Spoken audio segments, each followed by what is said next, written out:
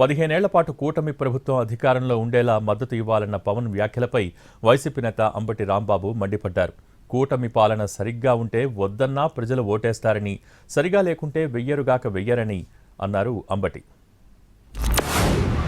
ఇక్కడ మనకు కనిపిస్తున్న కోనసీమ కొబ్బరి సీమ ఇది. ఒక కొబ్బరి చెట్టు మనకి ఫలం ఇవ్వాలి అంటే కనీసం 8 నుంచి 10 సంవత్సరాలు పడుతుంది. పూర్తి స్థాయిలో దాని ఫలితం చూడాలంటే కనీసం 15 సంవత్సరాలు పడుతుంది. నేను ఈ రోజున మిమ్మల్ని అడిగేది ఎలక్షన్ ముందు అడగట్లేదు, ఇప్పుడే అడుగుతున్నాను.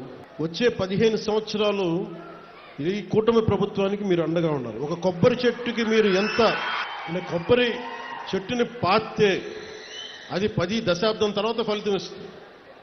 అలాగే మీరు పెట్టుకున్న నమ్మకం అన్ని సమస్యని రాత్రికి రాత్రి చేయటం కుదరదు.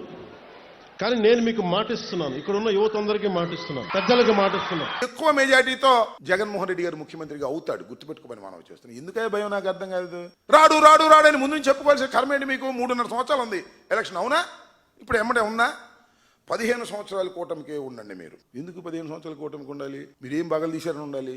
ఎందుకు ఉండాలా? తప్పుడు సాక్ష్యాలు చెప్పినందుకు ఉండాలా? కొబ్బరి తోటలో నాశనం అయిపోతుంటే అది జగన్మోహన్ రెడ్డి 2019 నుంచి వల్లే నాశనం అయిపోయింది, అప్పుడే ఉప్పు నీరు వచ్చింది, అంతకుముందు రాలేదని చెప్పడం కోసం ఉండాలా? ఎందుకు అబద్ధాలు?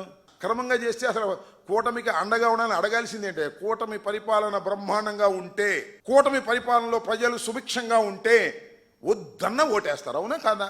కూటమి పరిపాలన సరిగా లేదు, నువ్వు కాళ్ళు పట్టుకున్నా గెడ్డం పట్టుకున్నా ఓటు వెయ్యరుగాక వెయ్యరు. 15 సంవత్సరాలు మేము కలిసి ఉంటాం, 15 సంవత్సరాలు మేము కలిసి ఉంటాం.